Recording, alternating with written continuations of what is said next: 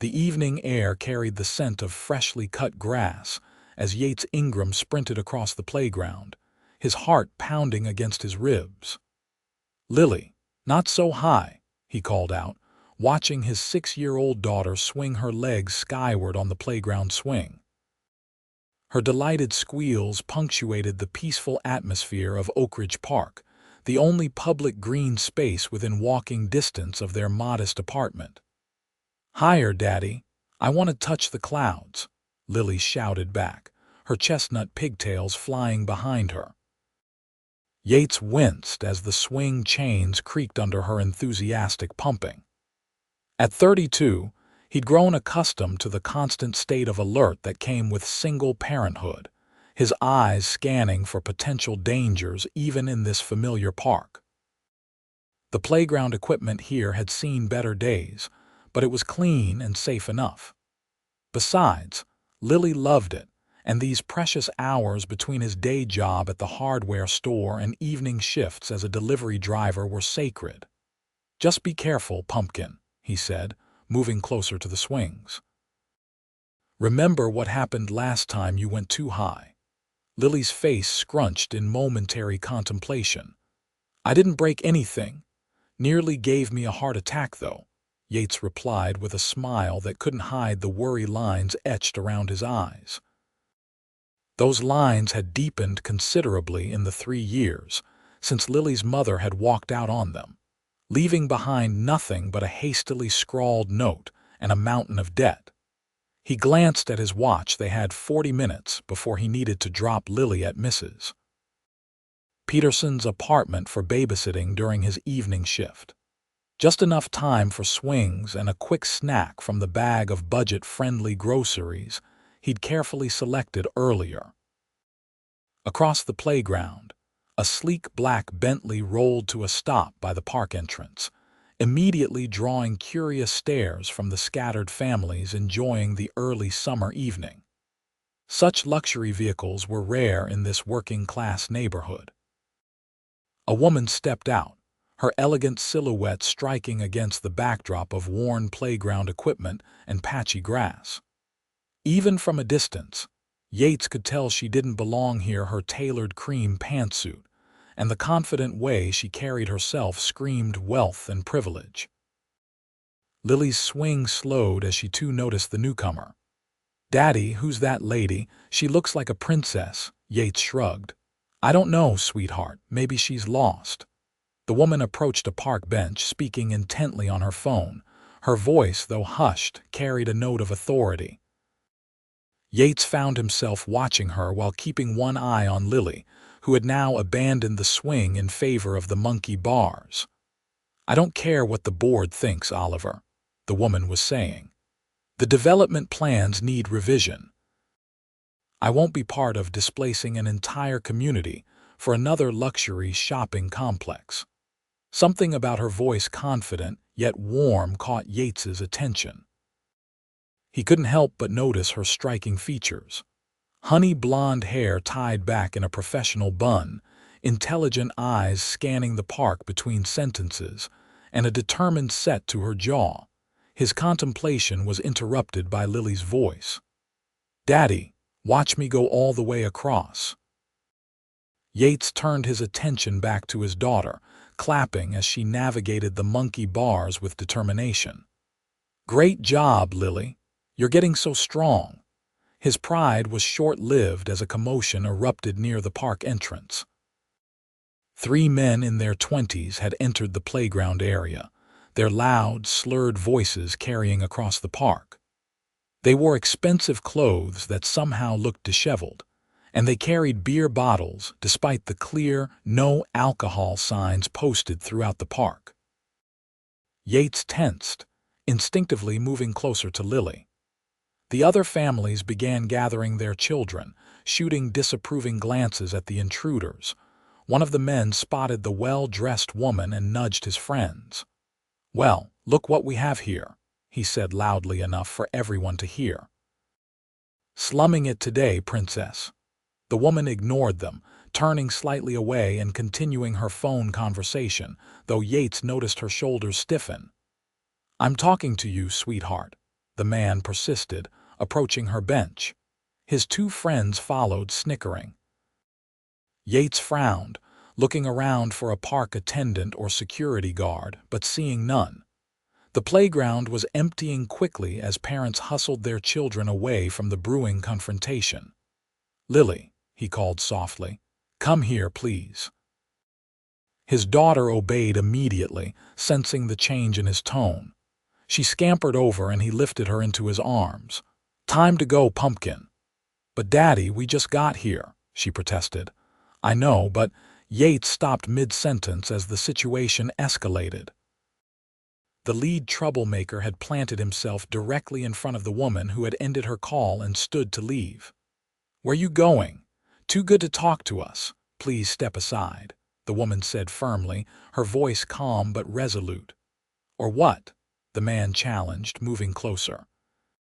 "You gonna call your bodyguards? Don't see any around." He reached out toward her arm. Yates didn't remember making a conscious decision. One moment he was holding Lily, the next he had set her down on a nearby bench with firm instructions to stay put. 3 long strides brought him between the woman and her harasser. "The lady asked you to step aside," Yates said quietly, squaring his shoulders. At 6'2", with the solid build of someone who'd worked physical jobs all his life, he made for an imposing figure. The troublemaker blinked, clearly not having expected interference. "Mind your own business, man. You're making a scene in a children's playground," Yates replied evenly. "That makes it everyone's business." The woman stood her ground behind him. "Thank you, but I can handle this," she murmured. Yates nodded without turning. "I'm sure you can, madam, but you shouldn't have to." The 3 men exchanged glances, seemingly recalculating now that they were faced with resistance. The leader's friends looked considerably less enthusiastic about the confrontation. "Whatever," the leader finally muttered. "Place is boring anyway." He took a step back, then pointed at the woman. "Bet you think you're something special." "No," Yates answered for her. "She just thinks you should respect public spaces and the people in them. Now how about you take your bottles and leave before someone calls the police?" For a tense moment, Yates thought the man might escalate further, but after a beat, he scoffed and gestured to his friends. "Come on. This place is lame." Yates remained standing between them and the woman until the 3 had sauntered back toward the park entrance, occasionally glancing back with disgruntled expressions. Only when they were well out of sight did he turn to face the woman. Up close, he was struck by her clear blue eyes, intelligent, and now studying him with undisguised interest. "Thank you," she said simply. "Though I want to be clear, I could have handled that." Yates nodded, suddenly aware of how different they must look to any observer, him in his worn jeans and faded t-shirt, her in what probably cost more than his monthly rent. "I believe you. I just didn't think you should have to deal with that alone." A small, genuine smile crossed her face. "Well, I appreciate the sentiment." She glanced over at Lily, who was watching them wide-eyed from her bench. "Is that your daughter?" "Yes, that's my Lily." Pride evident in his voice, Yates gestured for her to come over. Lily approached cautiously, half hiding behind her father's leg as she peeked up at the stranger. The woman crouched down to Lily's eye level, her professional demeanor softening immediately. "Hello, Lily. I'm Willow. Thank you for sharing your dad for a minute." "That was very brave of him, wasn't it?" Lily nodded solemnly. "My daddy's the bravest. He even kills spiders without screaming." Willow laughed, a warm sound that seemed to brighten the evening air. "That is brave indeed."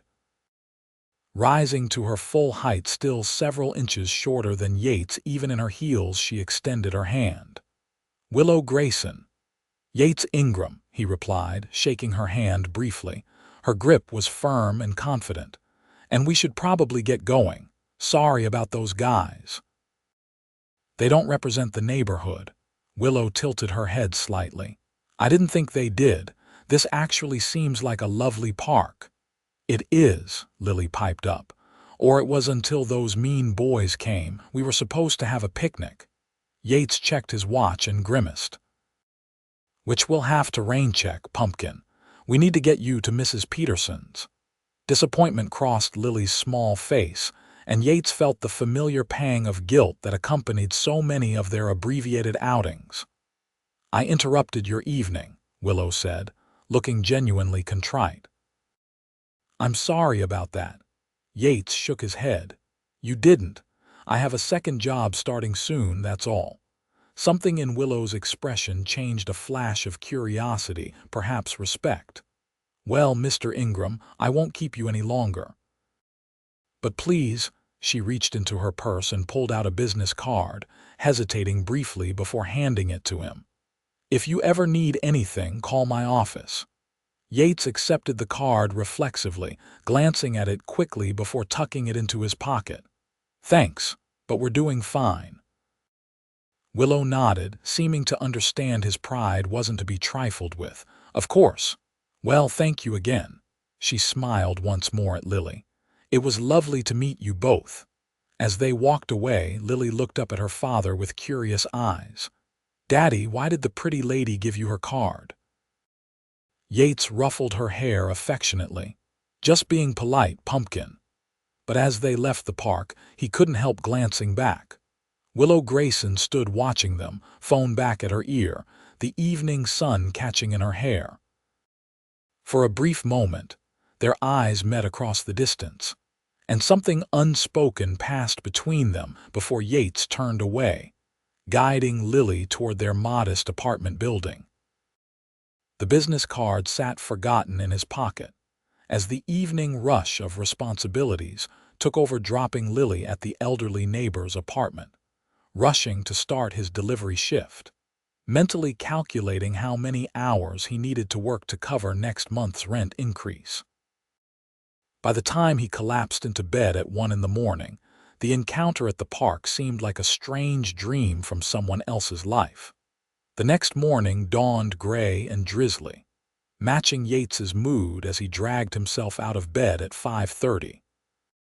His muscles ached from loading heavy appliance deliveries the night before, and the persistent leak in their bathroom ceiling had worsened overnight, requiring an emergency catch bucket arrangement. "Daddy, the ceiling is crying again," Lily observed as she sat at their small kitchen table, munching cereal. "I know, Pumpkin. I'll talk to Mr. Diaz about fixing it today." Yates poured himself a cup of strong coffee, knowing the superintendent had already postponed repairs twice. With rent barely affordable as it was, Yates hesitated to make too much noise about maintenance issues. "Can I wear my rainbow boots to school?" Lily asked, expertly changing subjects as only children can. "Perfect day for them," Yates agreed, grateful for her resilience. At 6, Lily accepted their circumstances without complaint, rarely asking for things she knew they couldn't afford. Her only consistent request was for more time together, which cut deeper than any material one ever could. After dropping Lily at her public elementary school, Yates headed to Wilson's Hardware, where he'd worked as a sales associate for nearly 4 years. The familiar smell of sawdust and metal greeted him as he entered through the employee entrance, punching in exactly on time as always. "Morning, Yates," called Frank Wilson, the 60-something owner who ran the place with his son. "Need you on Register 1 and to help with a lumber delivery at 10. "Got it," Yates replied, hanging his jacket in the small break room. As he emptied his pockets, the elegant business card from the previous evening fell to the floor. Picking it up, he read it properly for the first time. Willow Grayson, CEO, Grayson Urban Development. Beneath was an address in the city's financial district and a direct phone number. Yates frowned, vaguely recognizing the company name. Grayson was a major real estate developer in the region. He'd seen their signs on construction projects around the city. "Some lady gave you her card?" Frank asked, appearing in the doorway. Yates quickly tucked it back in his wallet. Just someone I helped out at the park yesterday. It's nothing. Frank raised an eyebrow but didn't press. Registers waiting. The morning passed in a blur of transactions and customer questions. Yates had just finished helping load lumber for a contractor when his phone buzzed with a text from Mrs. Peterson, who watched Lily after school 3 days a week. Can't watch Lily today. Doctor's appointment. Sorry for late notice. Yates stared at the message, heart sinking. His evening delivery shift started at 5, and school let out at 3. With no family in the area and most friends working similar hours, emergency childcare was a persistent nightmare. "Everything okay?" Frank asked, noticing Yates's expression. "Babysitter canceled. Need to figure something out before school ends." Frank sighed sympathetically. "Take your lunch break to make some calls. If you need to leave early, we'll cover." "Thanks," Yates said gratefully, already scrolling through his limited contacts for anyone who might be available. An hour and 15 calls later, Yates was no closer to a solution. He sat in his car, the rain drumming on the roof, contemplating calling his evening job to cancel something he'd never done before and couldn't afford to make a habit of. The lost income would hurt, but Lily came first. Always. As he reached for his phone, his gaze fell on his wallet, open to reveal the edge of Willow Grayson's business card. "If you ever need anything," she'd said. Yates hesitated. Pride had always been both his strength and his weakness. Asking for help didn't come naturally, especially not from a wealthy stranger at that, who probably handed out her card as a polite gesture with no expectation he'd actually use it. Still, for Lily's sake. Before he could talk himself out of it, Yates dialed the number. 3 rings in, he was already regretting the decision when a crisp, professional voice answered. "Willow Grayson's office, this is Andrea speaking." Yates cleared his throat. "My name is Yates Ingram. Miss Grayson gave me her card yesterday and said to call if I needed anything." A brief silence followed. "One moment, please." Yates waited, finger hovering over the end call button when the voice on the other end changed. "Mr. Ingram." Willow's voice carried a note of pleased surprise. "I didn't expect to hear from you so soon." "I shouldn't have called," Yates said immediately. "I'm sorry to bother you." "You're not bothering me," she replied. "What can I do for you?"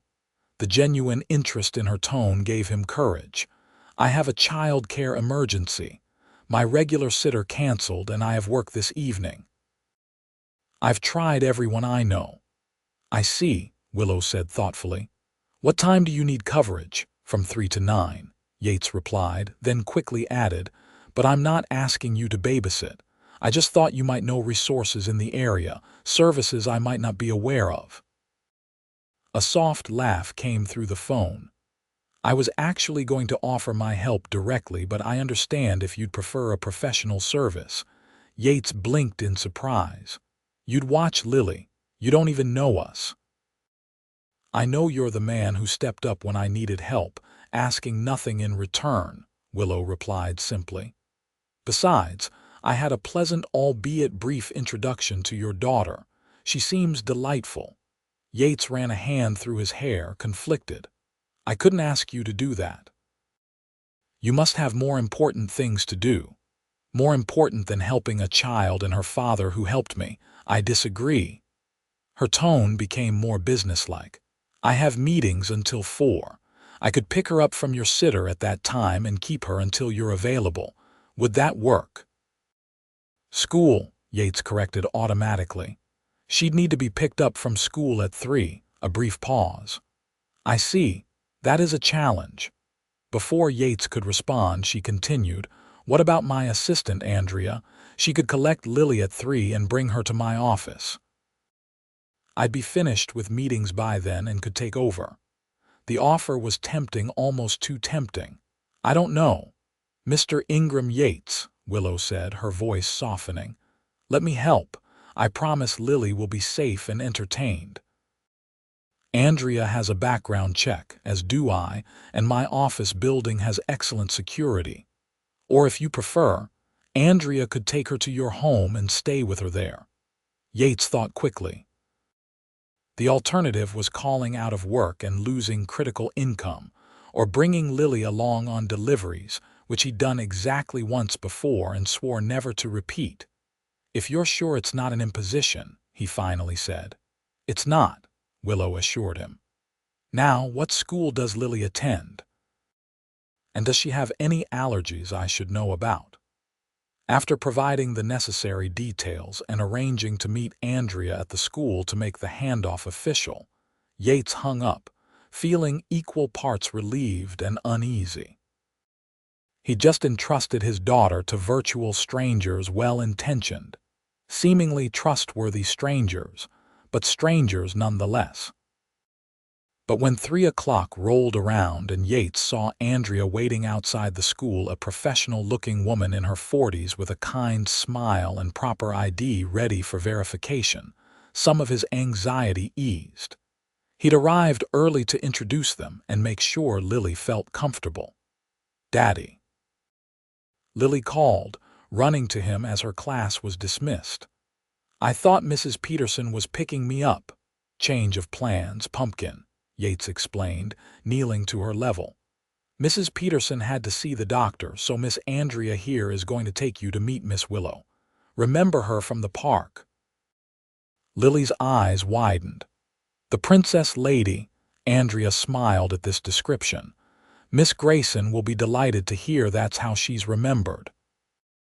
After careful explanations and watching Lily warm up to Andrea through a short conversation about favorite animals, Lily, dolphins, Andrea, otters, Yates reluctantly prepared to leave for his delivery shift. "You be good, okay? I'll pick you up at Miss Grayson's office at 9. He hugged Lily tightly, whispering, "Love you, Pumpkin." "Love you too, Daddy," Lily replied, already holding Andrea's hand comfortably. "Don't worry, I'll take good care of your friend," Yates smiled despite his concerns. "I'm counting on it." As he drove to his second job, Yates couldn't help wondering what Willow Grayson's world looked like and how his daughter would react to it. The contrast between their lives couldn't be more stark, him rushing between jobs to keep a leaking apartment, Willow running a major development company from what was undoubtedly a sleek downtown office. What had possessed her to offer personal help rather than just recommending a service? And why had he accepted? The question circled his mind throughout his shift, occasionally interrupted by reassuring text updates from Andrea. Then later Willow herself, accompanied by photos of Lily exploring what appeared to be an impressive office, eating a healthy dinner, and finally reading books in what looked like a comfortable lounge area. By the time Yates pulled up to the gleaming office tower at precisely 9 o'clock, his anxiety had mostly transformed into curiosity. The security guard at the desk seemed to be expecting him, directing him to the executive elevator that would take him directly to the 32nd floor. The elevator doors opened onto a reception area that was more like an art gallery, minimalist furniture, tasteful lighting, and what Yates suspected were original paintings on the walls. The Grayson Development logo, an elegant stylized G, was mounted behind the currently unmanned reception desk. "Daddy," Lily's voice echoed as she came running from a hallway, Willow following at a more measured pace. Yates caught his daughter in a tight hug, lifting her off her feet. "Hey, Pumpkin, did you have a good time?" "The best, miss." "Willow has a magic table that makes pictures move when you touch it. And we had sushi for dinner. I tried it even though it looked weird. And it wasn't bad, and then we read books, and I got to sit in the spinny chair." Yates raised an eyebrow at Willow, who approached with an amused expression, having changed from her business suit to more casual slacks and a simple blouse that somehow looked just as elegant. "I hope sushi was okay," she said. I should have asked first. It's fine, Yates replied. Apparently better than not bad according to normal 6-year-old standards, Willow laughed. She's delightful, Yates, curious about everything and remarkably well-behaved. Pride warmed his chest. Thank you, and thank you for doing this. I can't tell you how much I appreciate it. It was my pleasure, truly. Willow glanced at Lily, who was now examining a small sculpture on a side table. She said you work 2 jobs. Yates nodded, suddenly self-conscious. Hardware store days, delivery evenings. It's what needs to be done. Something in Willow's expression shifted, not pity, which he would have hated, but a kind of thoughtful respect. That can't be easy. It's not, Yates admitted, surprising himself with his candor, but Lily's worth it. Clearly, Willow agreed. Then, with slight hesitation, I don't suppose you'd let me help with some recommendations for childcare services. I know several reliable agencies that might work with your schedule. Under normal circumstances, Yates might have politely declined, his pride bristling at the implied charity. But standing in this pristine office after a long day of labor, watching his daughter happily exploring a world so different from their own, he found himself nodding. That would be helpful, actually. Thank you. Willow's smile was genuine. Excellent. I'll email you some information. She reached for a notepad on the reception desk. Your email address. As they exchanged contact information, Lily returned to Yates's side, leaning against him tiredly. Can Miss Willow come see our apartment sometime? I want to show her my books. Yates felt heat rise to his face. Lily, miss. Willow is very busy with her company, and besides, I'd love to, Willow interrupted gently. If that's okay with your dad, of course. Caught off guard, Yates fumbled for a response. Our place isn't exactly. It's not like this, he finally said, gesturing to the elegant surroundings. Willow's gaze was steady, her expression open. I didn't assume it would be, but I'd still be honored to see Lily's book collection. Something in her tone, the complete lack of judgment or condescension, made Yates reconsider. Maybe it was exhaustion lowering his usual defenses, or maybe it was the way Willow had shown nothing but kindness to him and Lily. How about dinner, then? He heard himself say. As a thank you. Nothing fancy, but I make a decent pasta. The surprise that flickered across Willow's face was quickly replaced by what looked suspiciously like pleasure. I'd like that very much. And so, with plans tentatively set for Friday evening, Yates found himself guiding a sleepy Lily back to their beat-up sedan, glancing back to see Willow watching them from the illuminated glass entrance of her corporate headquarters. I like her, Daddy, Lily murmured as he buckled her into her booster seat. Me too, Pumpkin, Yates replied softly, surprising himself with the admission. Me too. Friday arrived with a burst of panic as Yates surveyed their small apartment with new eyes.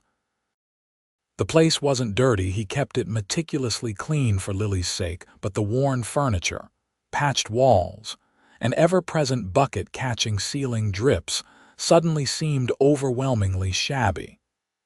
It's just dinner, he muttered to himself as he rushed through post-work cleaning. She knows we're not rich. Lily bounced around the apartment in excitement, having arranged her favorite books in a careful display on her small bookshelf. Do you think Miss Willow likes mac and cheese? I could share mine with her. Yates smiled despite his nerves. That's very generous, but I'm making that pasta with the red sauce you like, and garlic bread. And salad? Lily asked. Grown-ups like salad. Yes, and salad, Yates confirmed, touched by his daughter's consideration. He'd splurged a little on dinner ingredients, buying fresh herbs and a decent bottle of wine that had strained his budget, but seemed important somehow. It wasn't about impressing Willow with things he couldn't afford. It was about offering the best of what he could provide. At precisely 6:30, a knock came at the door. Lily raced to answer it, ignoring Yates's habitual reminder to wait for him before opening the door to anyone. "Miss Willow," Lily exclaimed, "you came. Do you want to see my books right now or after dinner?" Willow stood in the doorway, looking somehow both out of place and perfectly at ease. She dressed casually in jeans and a simple blouse, her hair loose around her shoulders instead of in its usual professional style. In her hands were a bouquet of cheerful daisies and a gift bag. "How about we say hello to your dad first?" she suggested with a warm smile, stepping inside as Yates approached. "Hi," he said, suddenly feeling awkward in his own home. "Thanks for coming. Sorry about the, he gestured vaguely to the bucket in the corner catching ceiling drips. "Persistent precipitation problems," Willow supplied with a hint of a smile. "No apology needed." She held out the flowers. "For the table. And this," she handed the gift bag to Lily, "is for you." "For me?" Lily's eyes widened. "Can I open it now, Daddy?" Yates nodded, watching as his daughter excitedly pulled out a beautifully illustrated children's book about marine life. "Because you said you love dolphins," Willow explained. "This has information about all their ocean friends, too." "Thank you." Lily clutched the book to her chest. "Daddy, can we add it to the special shelf?" "Of course," Yates said, then turned to Willow. "That was thoughtful, thank you." Willow's eyes met his. "It was my pleasure. Something smells delicious." The evening unfolded with surprising ease. After an initial tour of their small apartment, which Willow navigated with genuine interest and not a trace of condescension, they settled into dinner. The conversation flowed naturally, from Lily's animated school stories to discussions about the neighborhood and eventually to Willow's work. "So you're the boss of the whole company?" Lily asked, twirling pasta around her fork with focused determination. Willow nodded. "I am now. My father started it and I took over 5 years ago when he retired." "Is that why you were at our park? For work?" Yates asked, curiosity getting the better of him. Something complicated flickered across Willow's expression. "Actually, yes. My company is considering some development projects in this area. I like to visit neighborhoods personally before making decisions." "What kind of development?" Yates asked, serving more salad. Willow hesitated. "Initially, a luxury condominium and retail complex, but I'm reconsidering the approach. Because we don't need more fancy stores," Lily declared with the confidence of a child repeating something she'd heard. "Mrs. Peterson says rich people are trying to push everyone out." "Lily," Yates admonished gently, though he couldn't entirely disagree with the sentiment. Willow set down her fork, her expression thoughtful. "Your Mrs. Peterson might have a point. That's actually why I was arguing with my colleague the day we met. I'm not interested in developments that displace communities." "But that's what development companies do, isn't it?" Yates couldn't keep the edge from his voice. "Buy cheap, build expensive, sell to the highest bidder." Rather than becoming defensive, Willow nodded. "Traditionally, yes. It's certainly what my father believed in. But I'm trying to change that model at Grayson Development. Mixed-income housing, community spaces, businesses that serve existing residents as well as attracting new ones." "And your board of directors is okay with that?" Yates asked skeptically. A small, determined smile crossed Willow's face. "They're learning to be. I own controlling interest, which helps." The conversation shifted to lighter topics as they finished dinner and moved to the small living area, where Lily proudly showed Willow her book collection. Yates watched from the kitchen as he cleaned up, struck by the incongruity of seeing someone like Willow Grayson sitting cross-legged on their threadbare carpet, listening intently as Lily explained the plot of her favorite story. Later, after Lily had been tucked into bed with promises from Willow to visit again soon, The two adults sat at the small kitchen table with glasses of wine. "She's remarkable," Willow said softly. "You've done an amazing job with her." "Thanks," Yates replied, the compliment warming him more than he expected. "It hasn't been easy, but she makes it worth it." "Her mother isn't in the picture?" Willow asked carefully. Yates took a sip of wine before answering. "Left when Lily was 3. Decided parenthood and marriage weren't for her after all."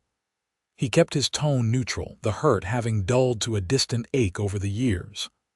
"I'm sorry," Willow said simply. Yates shrugged. "It was hard at first, especially with the debt she left behind, but honestly, we're better off now." "Lily deserves stability." "And you've given her that," Willow observed. "It's clear how much she trusts you, how secure she feels." Something about Willow's genuine appreciation for his parenting broke through Yates's usual reserve. "What about you? No kids of your own?" Willow smiled ruefully. "Never found the right time or the right person. My 20s were spent getting business degrees and proving myself to my father. My 30s so far have been about running the company and trying to change its direction without tanking its profitability." "Sounds lonely," Yates said before he could censor himself. To his surprise, Willow didn't take offense. "It can be. Success doesn't always translate to fulfillment." She looked around the small apartment. "Sometimes I wonder if I've focused on the wrong things." "Grass is always greener," Yates said with a small smile. "I spend plenty of nights wondering how I'll make ends meet or give Lily the opportunities she deserves." Their eyes met across the table, a moment of genuine understanding passing between them despite their vastly different circumstances. "I should probably go," Willow said eventually, glancing at her watch. "Thank you for dinner. It was wonderful." "Thanks for coming," Yates replied, walking her to the door, "and for being so good with Lily." At the threshold, Willow turned to face him. "Would it be too forward to suggest we do this again? Maybe without me inviting myself over?" Yates felt a smile tugging at his lips. "I don't think that would be too forward at all." "Good," Willow said softly. Then, with a hint of mischief, "Because I think Lily would be terribly disappointed if I didn't get to see her again." "Just Lily?" Yates found himself asking, surprising himself with the flirtatious tone. Willow's eyes sparkled. "Definitely not just Lily." With that, she stepped into the hallway, leaving Yates with a strange sense of possibility he hadn't felt in years. Over the next few weeks, what began as occasional meetups for coffee or playground visits with Lily evolved into something more. Willow seemed to genuinely enjoy their time together, never appearing bored by Yates's considerably less glamorous life or uncomfortable in their working-class neighborhood. For his part, Yates found himself increasingly drawn to Willow's sharp intelligence, quiet determination, and the gentle way she interacted with his daughter. During a particularly memorable Saturday at the Children's Museum Willow's treat, which Yates had reluctantly accepted after 3 refusals, he watched her patiently explaining mechanical principles to Lily at an exhibit and felt something shift inside him. "You're staring," Willow noted when she caught his eye across the room. "Just thinking," Yates replied honestly. "About," she prompted, moving to stand beside him as Lily continued playing. "How different you are from what I expected." Willow raised an eyebrow. "And what did you expect from the princess lady?" Yates laughed. "Someone more entitled, condescending, out of touch," Willow supplied, but her tone was light. "Something like that," Yates admitted. "Instead, you're here on a Saturday teaching my kid about pulleys and levers. And having more fun than I would at the charity gala I was supposed to attend," Willow added. "Though I did donate the cost of my ticket, so my conscience is clear." They were interrupted by Lily rushing over. "Daddy, Miss Willow, can we get ice cream, please?" Before Yates could respond with his usual careful consideration of unplanned expenses, Willow spoke up. "Actually, I know a place nearby that makes fresh waffle cones. Would that work?" Lily's enthusiastic response settled the matter, and soon they were seated outside an artisanal ice cream shop, Lily happily working through a cone of chocolate chip while Yates and Willow shared a bench across from her. "So," Willow said conversationally, "I have a confession to make." Yates glanced at her curiously. "Should I be worried?" "No, just—" Willow hesitated. "Remember that development project I mentioned, in your neighborhood?" Yates nodded slowly. "I've changed direction completely. Instead of luxury condos, we're proposing affordable housing with some market-rate units mixed in, plus community spaces and small business incubators." "That's not what I expected," Yates said, genuinely surprised. "Your board agreed to that?" Willow's expression turned slightly mischievous. "Let's just say I can be persuasive when I need to be.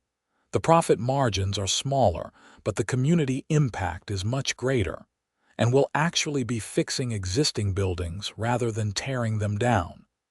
"Including apartment buildings with leaky ceilings?" Yates asked with a hint of a smile. "Potentially," Willow replied, "if certain landlords are willing to participate in the program." Yates studied her for a moment. "This isn't because of me, is it?" "Not entirely," Willow said honestly. "I was already heading in this direction. But meeting you and Lily, seeing your neighborhood through your eyes, it confirmed what I already suspected. Development doesn't have to mean displacement." Before Yates could respond, Lily called out, pointing to her now empty hands. "All done. Can we go to the playground now?" The conversation shifted, but the revelation stayed with Yates throughout the day. He found himself watching Willow with new eyes, seeing not just the attractive, kind woman he'd been growing closer to, but someone with real power who was choosing to use it conscientiously. That evening, after dropping Willow at her downtown apartment building, a sleek high-rise that made their own apartment seem even shabbier by comparison, Yates found himself contemplating how quickly she had become important to both him and Lily. "Daddy," Lily said as he tucked her into bed, "I think Miss Willow likes you. Likes you. Yates paused in the middle of pulling up her covers. "Oh, what makes you say that?" Lily rolled her eyes with the exaggerated patience of a child explaining something obvious. "Because she looks at you all smiley when you're not looking, and she laughs at your jokes even when they're not that funny." "Hey, my jokes are hilarious," Yates protested. "Sometimes," Lily conceded. "Do you like her back?" The directness of the question caught him off guard. "Would it be okay if I did?" Lily considered this seriously. "Yes, she's nice and she doesn't talk to me like I'm a baby and she makes you smile more." "She does." Yates hadn't realized it was so noticeable. "Uh-huh. Before, you only had your Lily smile, now you have your Willow smile too." Yates felt a surge of love for his perceptive daughter. "Well, I'm glad you approve, because I do like her." "Are you going to marry her?" Lily asked, her eyes widening. "Whoa there," Yates laughed. "We're just getting to know each other." Lily yawned, her eyelids growing heavy. "Okay. But if you do, can I be the flower girl?" "Absolutely," Yates promised, kissing her forehead. "Sweet dreams, pumpkin." As summer turned to fall, Yates and Willow's relationship deepened. They settled into a comfortable rhythm dinner at his place once a week, occasional outings with Lily on weekends, and phone calls that often stretched late into the evening after Lily was asleep. Willow had smoothly integrated herself into their lives, learning Lily's schedule and preferences, respecting Yates's boundaries about finances, and never pushing for more than he was ready to give. For his part, Yates found himself more and more drawn to her, not just her beauty or kindness, but her passion for her work and her genuine desire to make a difference. The first real test of their developing relationship came in late September, when Willow invited Yates to accompany her to a charity gala benefiting local education programs. "It's a significant event," she explained over coffee at the small bakery they'd claimed as their spot. "Many of my colleagues and business associates will be there." Yates hesitated. "You want me to meet your work people as your date?" Willow supplied firmly. "Yes." "Willow, I don't exactly fit into that world. I don't own a tux, for starters," she smiled. "That can be easily arranged. But more importantly, I don't care about that. I care about having you there with me." Seeing his continued hesitation, she reached across the table to take his hand. "Yates, I'm not ashamed of who you are or what you do. I'm proud to be with a man who works as hard as you do, and who raises his daughter with such love and integrity." Her sincerity was impossible to doubt. Still, Yates had one more concern. "What about Lily? It's a Saturday night and Mrs. Peterson is visiting her sister that weekend."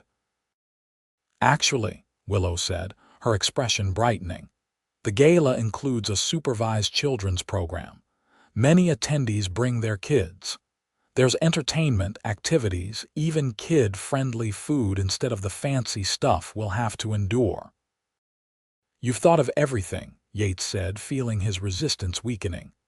"I try," Willow replied with a smile. "So is that a yes?"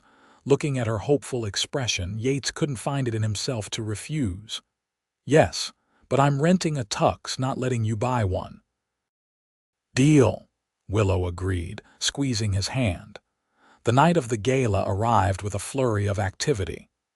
True to his word, Yates had rented a tuxedo, stretching his budget but feeling it was important to maintain his independence.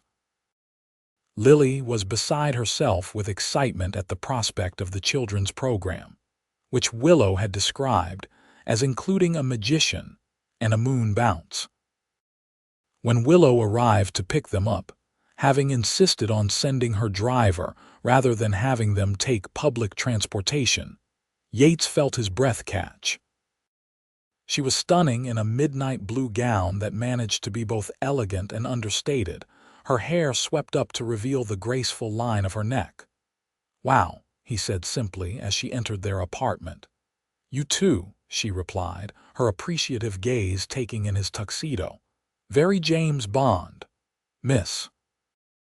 "Willow, you look like a real princess tonight," Lily exclaimed, twirling in her own special dress a purple number they'd found on sale that made her feel, in her words, "fancy but still me."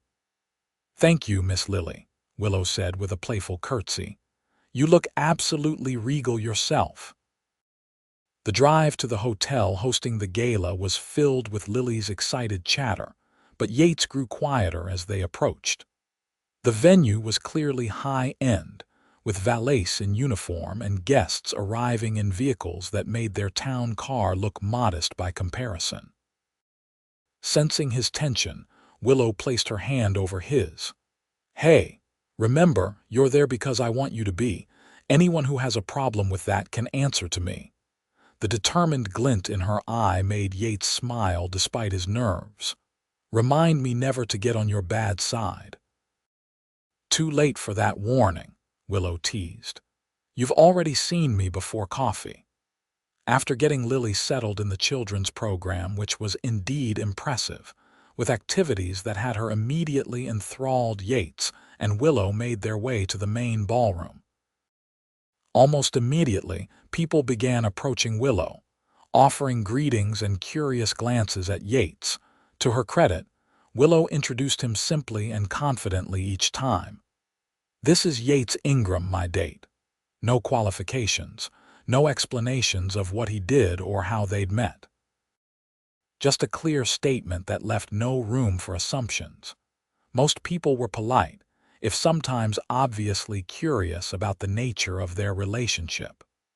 A few were genuinely warm, particularly those who seemed to be long-time friends rather than business associates.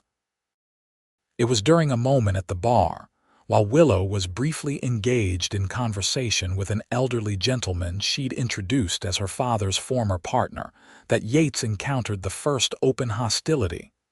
"So you're Willow's new friend?" The voice came from behind him, the slight pause before friend making the implied question clear. Yates turned to find himself face to face with a man about his age, impeccably dressed and wearing an expression of barely concealed disdain. "Yates Ingram," he said evenly, extending his hand. The man looked at the offered hand briefly before taking it in a grip that was slightly too firm. "Oliver Reid. Willow and I have known each other since prep school." "Nice to meet you," Yates replied, though the sentiment wasn't entirely genuine. Oliver studied him with undisguised scrutiny. "I have to admit, you're not Willow's usual type." "I wasn't aware she had a type," Yates responded, keeping his tone neutral despite the growing urge to walk away. "Oh, definitely. Ambitious, educated, connected. You know," Oliver gestured vaguely with his champagne glass, "people in her circle."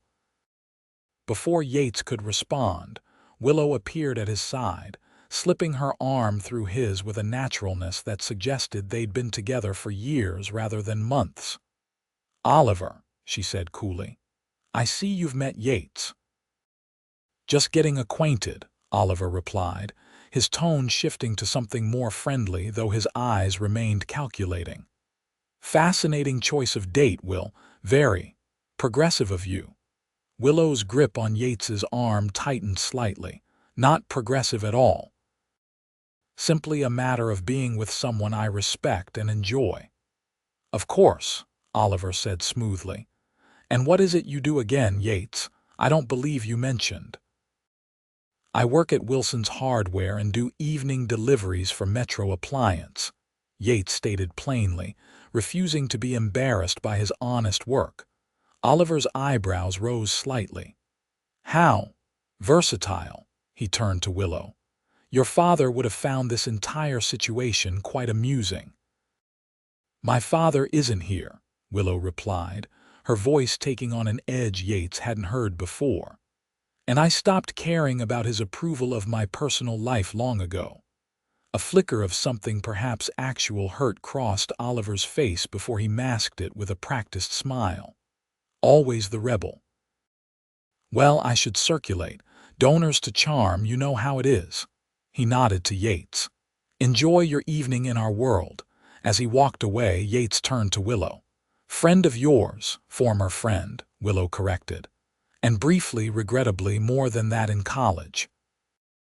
He works for a competing development firm now and apparently still hasn't outgrown his superiority complex." She searched Yates's face. "I'm sorry about that." "Don't be," Yates said, finding that he genuinely wasn't bothered. "If the worst thing that happens tonight is one smug guy looking down his nose at me, I consider that a win." Willow's expression softened into a smile. "Have I told you how much I admire you?" "Not in the last hour," Yates teased. "Well, I do," she said simply. "Now, let's go find our table. Dinner's about to be served, and I promise the food will make up for having to endure more small talk." The rest of the evening passed more pleasantly than Yates had anticipated. The food was indeed excellent. Their table-mates turned out to be a surprisingly down-to-earth couple who ran a local foundation, and the speeches were mercifully brief. Willow remained attentive throughout, occasionally explaining connections or background information in quiet asides that helped Yates navigate the unfamiliar social waters.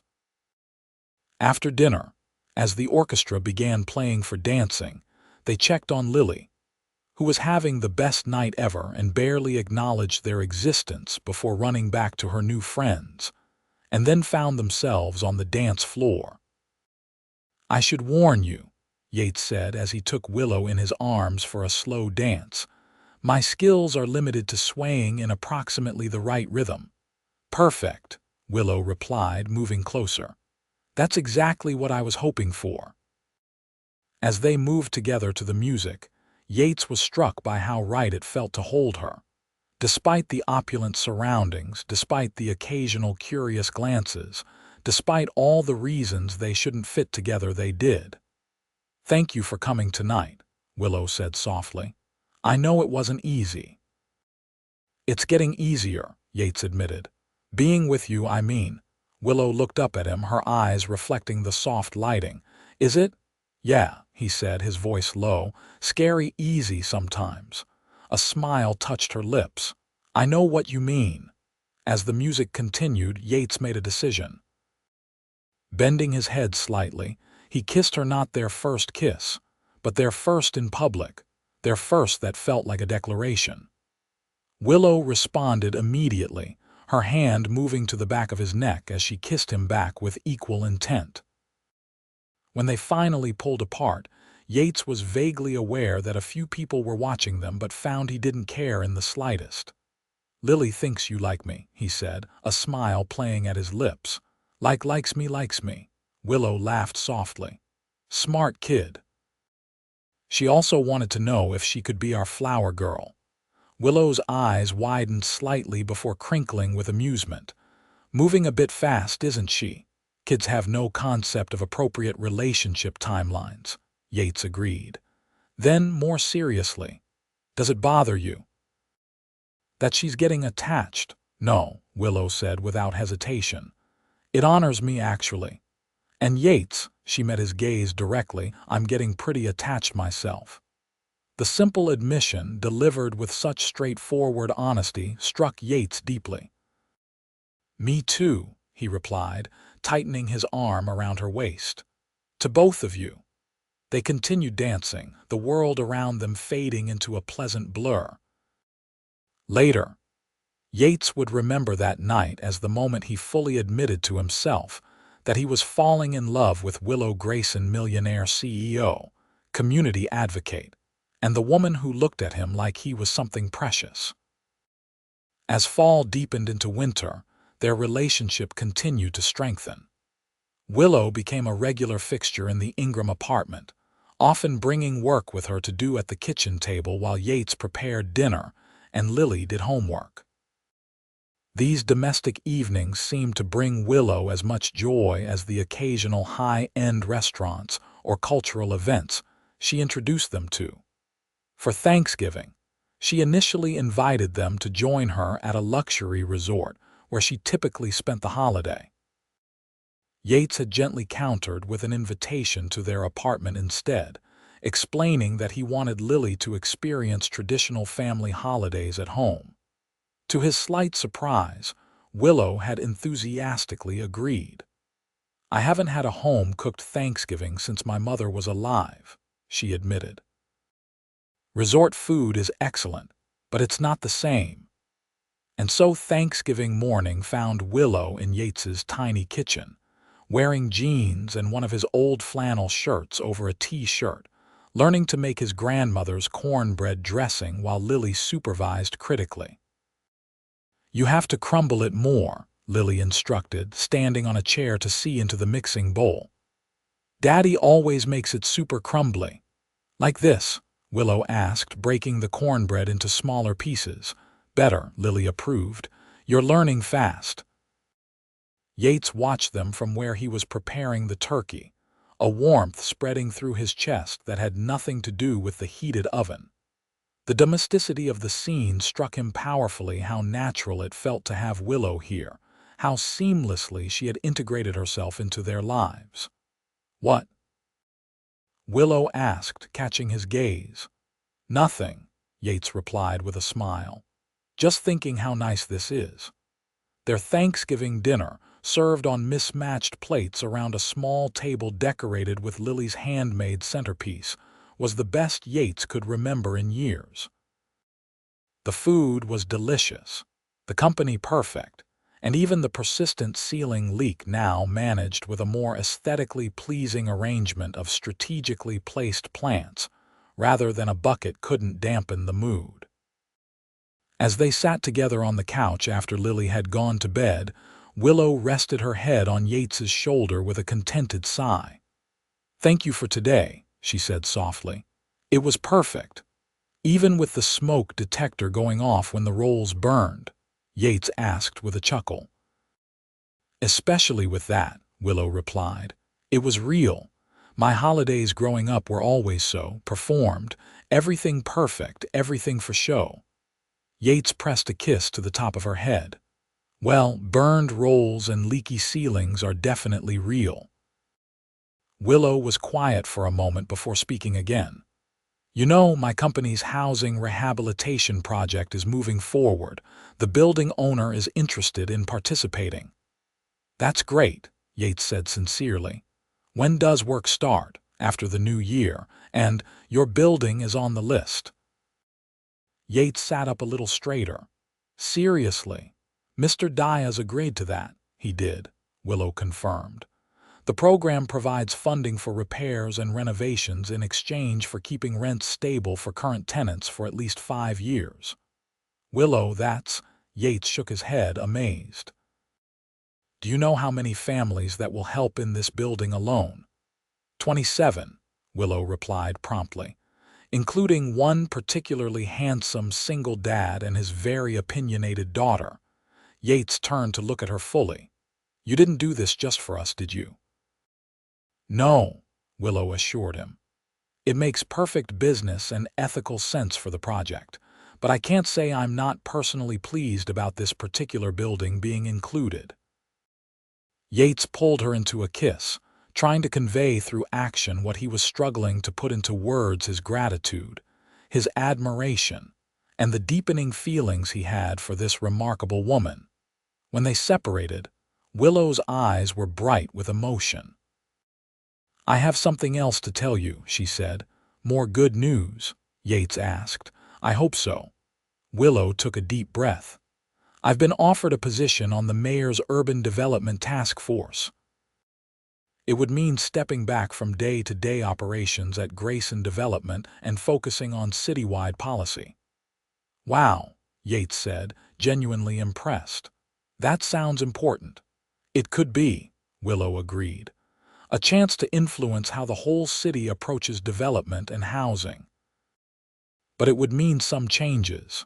She hesitated briefly, including possibly selling my downtown apartment and finding something different. Yates raised an eyebrow. Different how?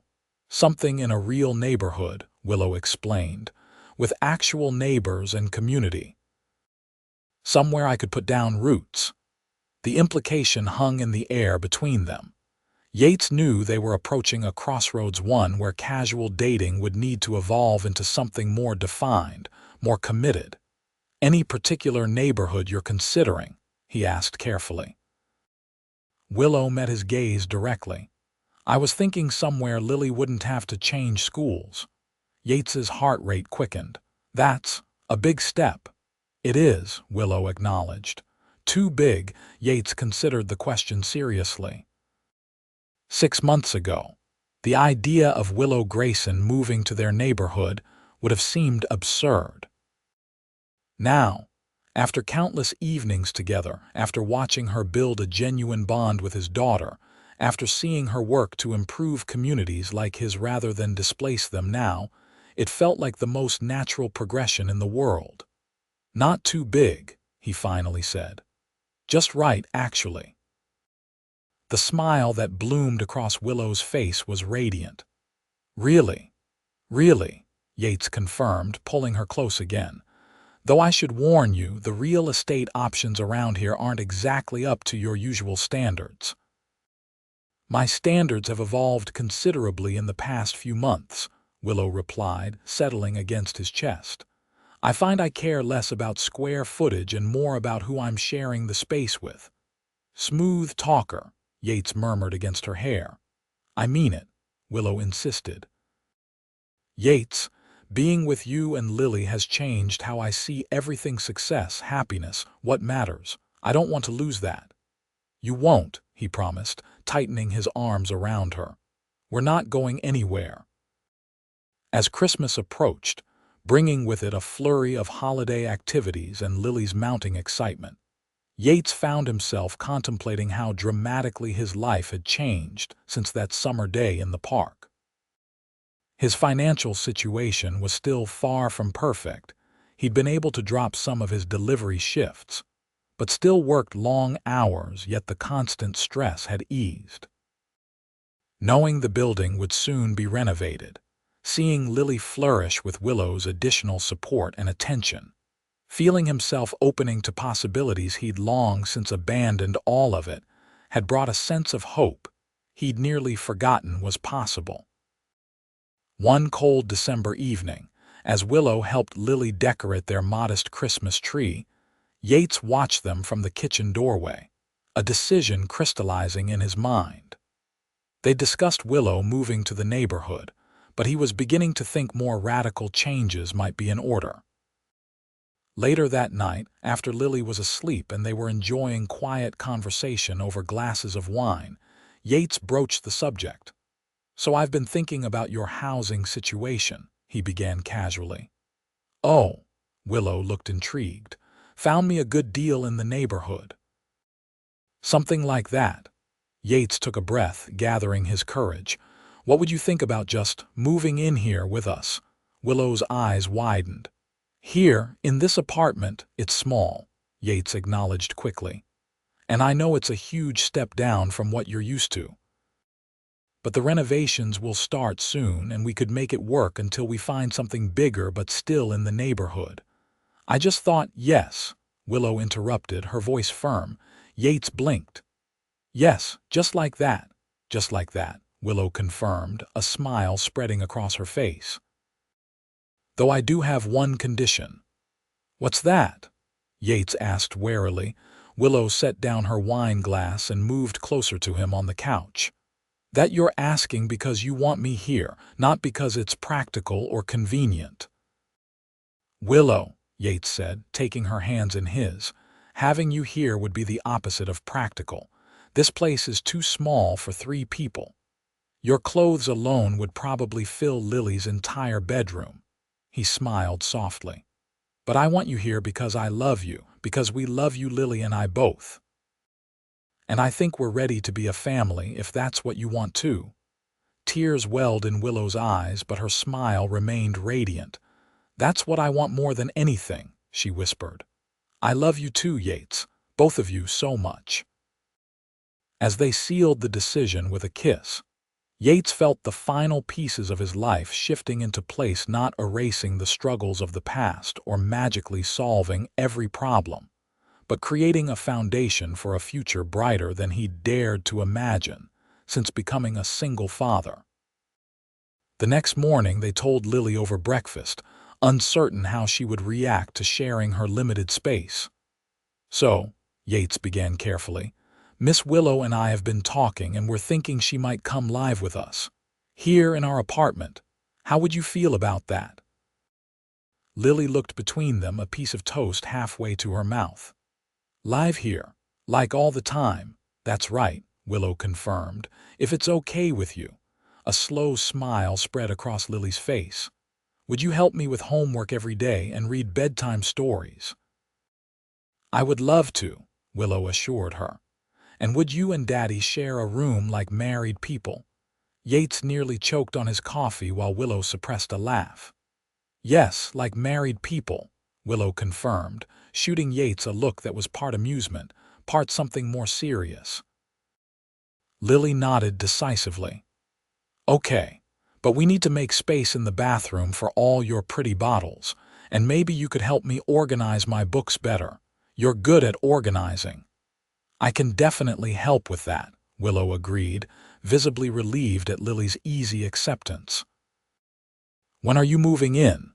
Lily asked, returning to her breakfast as if they'd just decided on a menu change rather than a fundamental shift in their household. "After Christmas," Yates replied. "We'll need some time to figure out what to bring and where to put everything." "Plus," Willow added, "I've accepted the position with the mayor's task force, so I'll need to transition out of my current role at Grayson Development." "Will you still be rich?" Lily asked bluntly. "Lily," Yates admonished, embarrassed by the direct question. Willow, however, just laughed. "Yes, I'll still have money. But the new job is about helping communities, not making profits. It's important work that I care about. Lily considered this. Like how Daddy's job is important because he helps people fix their houses and find the right tools. Willow's expression softened as she glanced at Yates. Exactly like that. Different jobs, same values. Yates felt a surge of emotion at her words, at how perfectly she seemed to understand what mattered to him. The weeks leading up to Christmas passed in a whirlwind of preparations, not just for the holiday, but for the significant changes coming to their lives. Willow began the process of downsizing her possessions, keeping only what was truly meaningful or necessary. Yates and Lily made space in their small apartment, rearranging furniture and sorting through their own belongings. Christmas morning dawned bright and clear, with Lily waking them at an ungodly hour, thrilled to have Willow there for the holiday. Though they'd kept gifts, modest Yates, insisting he wanted to provide for his daughter within his means. The tree had a respectable number of packages beneath it. Lily tore through her presents with typical 6-year-old enthusiasm, delighted with the books, art supplies, and special rainbow boots she'd been coveting for months. Yates received practical gifts. He'd mentioned needing a new work jacket, quality tools, along with a beautiful leather-bound journal from Willow with a note inside that brought moisture to his eyes. When all the presents seemed to be opened, Willow reached into her pocket and pulled out a small box. "One more," she said, handing it to Yates with a slightly nervous smile. Lily gasped, immediately recognizing the size and shape. "Is that a ring box? Are you going to marry my daddy?" Willow laughed softly. "Well, that depends on what he says." Yates stared at the box in his hand, a mix of emotions washing over him: joy, disbelief, and an overwhelming sense of rightness. "Willow, before you open it," she interrupted gently, "I want you to know something. This isn't about rescuing you or changing your life. It's because you changed mine. Before I met you, I had success but not happiness. You showed me what really matters: courage, integrity, love." She nodded toward Lily. "Family." Yates opened the box to find a simple but elegant men's band platinum, he guessed, with a subtle pattern etched around it. "It's not traditional," Willow acknowledged. "A woman proposing to a man, but then nothing about us has been traditional from the start." "Open it, Daddy," Lily urged, bouncing on her knees beside him. Yates looked from the ring to Willow's hopeful face. "Are you sure? This isn't too fast?" "When you know, you know," Willow replied simply. "And I know I want to build a life with you and Lily if you'll have me." "Say yes, Daddy," Lily insisted. "Then I can be the flower girl like you promised." Yates laughed, his heart too full for words. "Yes," he said, pulling Willow into his arms. "Absolutely yes." As they embraced, with Lily quickly joining them in a group hug, Yates marveled at how his life had transformed since that summer day in the park. A chance encounter, a simple act of courage, and now here they were planning a future together that neither could have imagined 6 months earlier. That evening, after Lily had finally crashed from her Christmas excitement, and they sat contentedly amid the cheerful disarray of wrapping paper and new gifts, Willow rested her head on Yates's shoulder. "Happy?" she asked softly. "Incredibly," he replied, his fingers tracing over the new ring on his left hand. "Though I still can't quite believe this is real." "Believe it," Willow said, lifting her face for a kiss. "This is just the beginning." And as Yates held his fiancée close in their small apartment with his daughter sleeping peacefully down the hall, he knew she was right. The struggles weren't all behind them. Life never worked that neatly, but they would face whatever came next together as a family. From a chance meeting in a neighborhood park to this moment of perfect contentment, their unlikely love story had only just begun to unfold. 5 years later, Yates stood in the backyard of their renovated historic home in the same neighborhood where they'd first met, watching Willow chase their 3-year-old son around the garden while Lily, now 11, sat nearby reading under a tree. The community around them had transformed not into the luxury development originally planned, but into a vibrant, mixed-income neighborhood with renovated apartments, small businesses, and community spaces. Willow had expanded her work with the Urban Development Task Force into a nonprofit that partnered with her former company, creating a model for responsible development that was being replicated in cities across the country. Yates had leveraged his hardware experience and natural leadership abilities to manage a job training program for construction skills, helping neighborhood residents gain employment on the very projects improving their community. Their journey hadn't been without challenges merging such different lives, never was, but the foundation they'd built that day in the park had proven strong enough to weather every storm. As Willow scooped up their laughing son and turned toward Yates with that smile that still made his heart skip, he reflected on how a simple act of courage had changed everything. One ordinary day, one protective instinct, one connection that defied all expectations, and here they were, building a life he would never have dared imagine. "What are you thinking about?" Willow asked as she approached, their son reaching out for his father. Yates took the boy into his arms, pressing a kiss to his dark curls before meeting his wife's curious gaze. "Just how glad I am that I went to the park that day," he replied with a smile. "Best decision I ever made." Willow's expression softened with understanding. She reached up to touch his cheek, her eyes reflecting all the love and commitment they'd built together. "Mine too," she said simply. "Mine too."